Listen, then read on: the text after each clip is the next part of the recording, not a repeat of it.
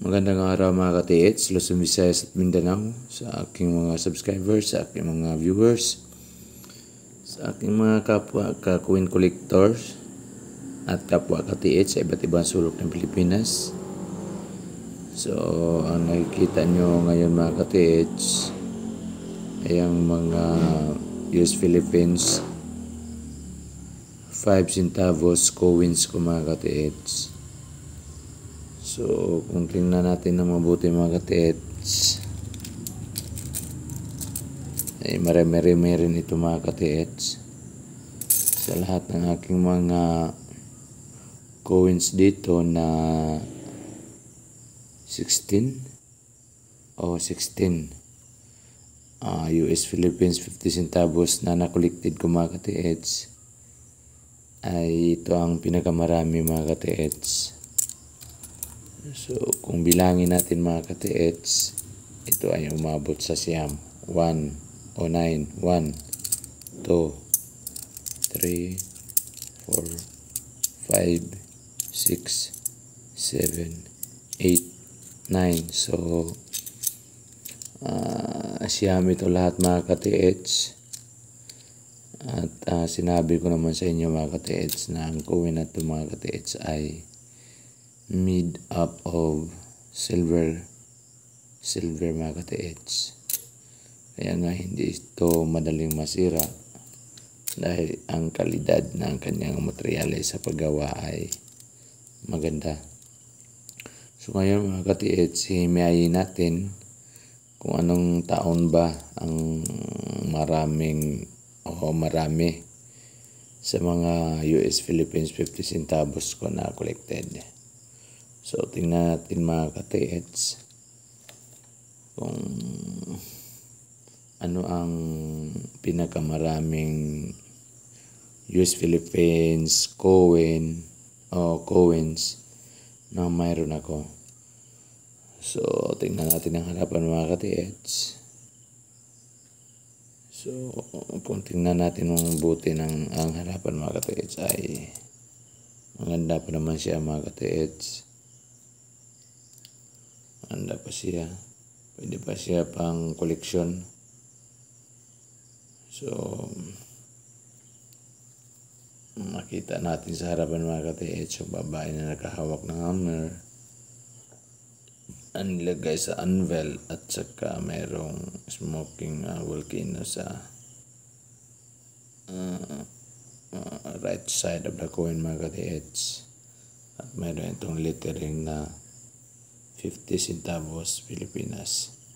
Sa likuran naman ay alam naman natin ito ang tawag nito ay coat of arms of the Philippines mga ka-TH. At ito ay mayroong lettering na United States of America na may taon na 1944.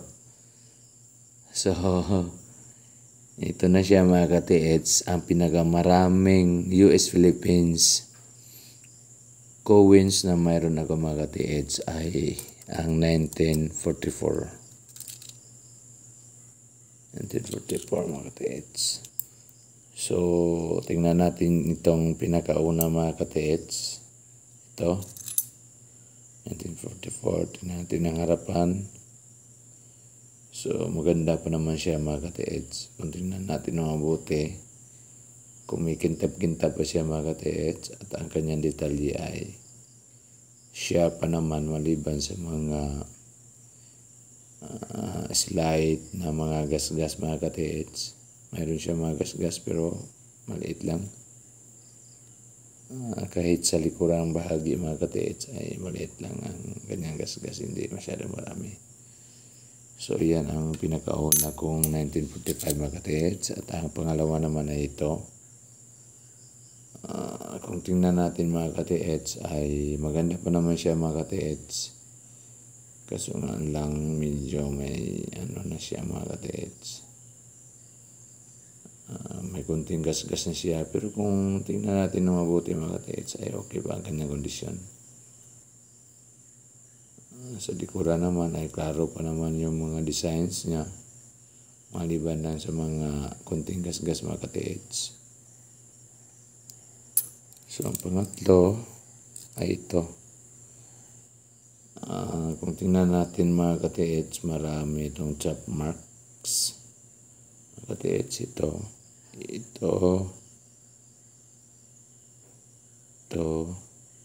saka ito. So, marami mga chop marks at maliban doon ay marami din itong gasgas. Mga gilid niya mga ka-TH, ang daming mga iwa-iwa. At sa likurang bahagi naman nito ay kitang-kita rin natin na marami siyang mga defects. Yung chop marks, mga iwa-iwa. So, hindi na masyado maganda ito mga ka-TH. Pero maganda na rin pag wala kang ibang mga ka-TH. Pero marami kasi ang aking 1944. So, makikita natin na baka ito ang pinaka-pangit na 1944 50 centavos coin mga ka-TH na mayroon ako. Kasi daming mga defects. So, ito ang pangatlo.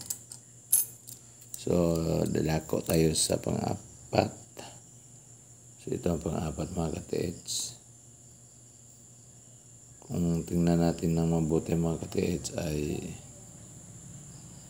okay pa naman ang niya, yung mga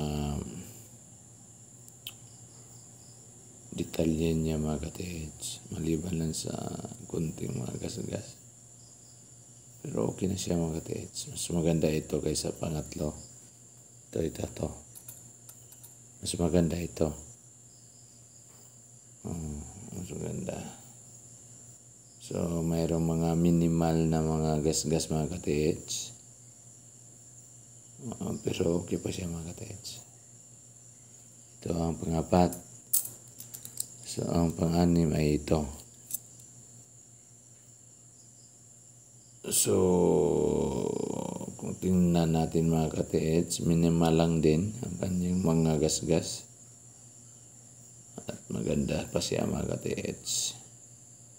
Klaro pa mga detalye. At ang problema lang nito mga ka-TH ay yung minimal na gasgas. So, ito ang pang-5. So, ang pang-6 ay ito. Pang-6 ito mga ka-TH. Okay pa naman siya mga ka-TH. Sharp pa naman yung kanyang mga detalye. Pero mayroong mga nagitim-itim na parte mga ka-TH. Mga dumi. Hindi ko nilinisan mga ka-TH kasi sabi ng iba para magmukhang antique yung collection mo. Huwag mo linisan. So, hindi ko nilinisan mga ka-TH. Pero maganda pa ang kanyang mga detalye. Ito ang pang-6. 6 ba? Yes, pang-6. So, ngayon, dako tayo sa pang-7. So, ito ang pang-7 mga ka-TH. So, okay lang naman siya. Yung mga detalye niya ay okay.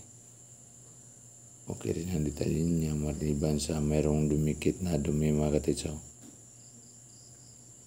Hindi ko lang kinuha mga ka-TH. Pwede namang alisin yan. Pero minabuti kong hindi alisin. Kasi part yan sa kanyang edad para mamukha din siyang antique. At malaman natin na marami na itong pinagdaanan o dumaan na ito sa mga maraming mga kamay. So, ito ang pang-7 na 1944 ko mga ka-TH. At ito naman ang pang-8 mga ka-TH kasi siyam ito So, kung tingnan natin ng mabuti mga ka-TH, okay pa naman siya mga ka-TH. Naiba lang siya ng kunti kasi para siyang mangitim-ngitim. Kunti kung ihambing natin sa iba.